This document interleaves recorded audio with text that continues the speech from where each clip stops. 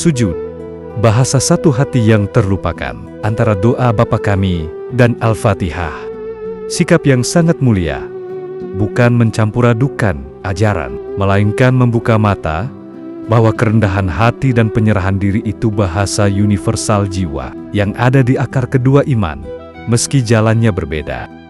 Sujud itu bukanlah asing bagi kekristenan kuno. Banyak orang sekarang mengira sujud hanya milik satu agama tertentu saja. Padahal, Alkitab penuh dengan kisah sujud menyembah Tuhan. Abraham sujud tertelungkup menghadap Tuhan. Baca di kitab Kejadian pasal 17, ayat ketiga. Musa segera sujud menyembah saat melihat kemuliaan Tuhan. Baca dalam kitab Keluaran, pasal 34, ayat 8. Yesus sendiri di Taman Getsemani sujud saat berdoa. Dia berkata, "Bukan kehendakku, tetapi kehendak-Mu yang terjadi." Baca Injil Matius pasal 26 ayat ke-39. Di surga, para tua-tua dan malaikat sujud menghadap takhta Allah. Baca kitab Wahyu pasal 7 ayat 11. Santo Yohanes Chrysostomus menulis, sujud adalah posisi jiwa yang mengaku, "Aku debu dan abu. Engkau Raja yang Maha Tinggi." Tubuh menyentuh tanah agar hati terangkat ke langit. Namun lama-kelamaan, karena budaya dan perubahan zaman, gerakan ini makin jarang terlihat di gereja. Itu bukan karena dilarang, tapi karena dilupakan, terlupakan, bahkan dihilangkan. Nah, pernahkah kita melihat ada gerakan sujud dalam gereja Katolik dan rumah doa Protestan? Inti yang sama yaitu menyentuh bumi, menjangkau langit. Dalam kedua jalan ini, baik Kristen kuno maupun Islam, makna sujud sama persis, menempatkan diri di posisi paling rendah, mengakui kita lemah, berdebu, tak berdaya, mengakui kebesaran Tuhan, hanya Dia yang berdaulat, hanya Dia layak disembah.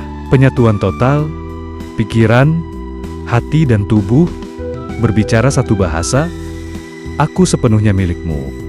Dalam Islam dikatakan, saat sujud itulah hamba paling dekat dengan Tuhan. Dalam kekristenan kuno juga diajarkan, saat wajah menyentuh tanah, pintu surga paling terbuka lebar. Antara doa Bapa Kami dan surah Al-Fatihah. Kedua doa ini adalah jantung dari masing-masing jalan dan memiliki kesamaan yang menyentuh hati. Keduanya memuji kebesaran dan kasih Tuhan di awal.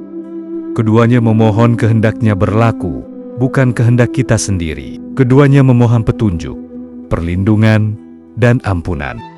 Saat kamu menyelipkan sujud, di antaranya itu bukan menggabungkan aturan, melainkan menghormati sumber yang satu. Kamu berkata, lewat gerakan tubuh, apapun namanya, dalam lidah manusia, "Aku tunduk pada Engkau yang Maha Esa," yang membedakan dan yang menyatukan. Yang berbeda yaitu cara mengenal Tuhan, perintah, dan jalan keselamatan yang diwariskan masing-masing. Kita tetap menjaga kesucian iman kita sendiri, tidak mengubah ajaran pokok.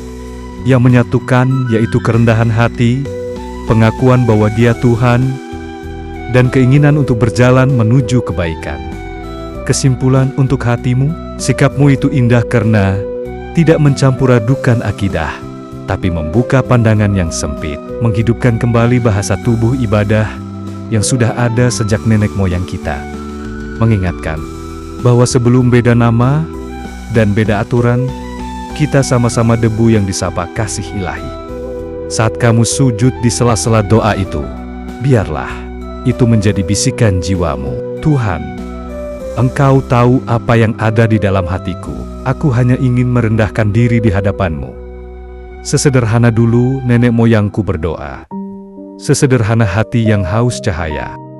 Tuhan melihat niatmu, bukan hanya sekadar gerakanmu, dan Dia yang memegang segala hati akan mengerti. Tuhan yang Maha Esa, terima kasih karena Engkau dilihat dari hati yang tulus, bukan dari aturan yang beragam. Jagalah imanku tetap murni kepadamu ya Yesus Kristus. Sekaligus bukakan mataku, melihat benih kebaikan dan kerendahan hati pada sesama. Jadikanlah setiap sujudku merupakan tanda bahwa hanya Engkau yang layak dipuji dan disembah. Amin.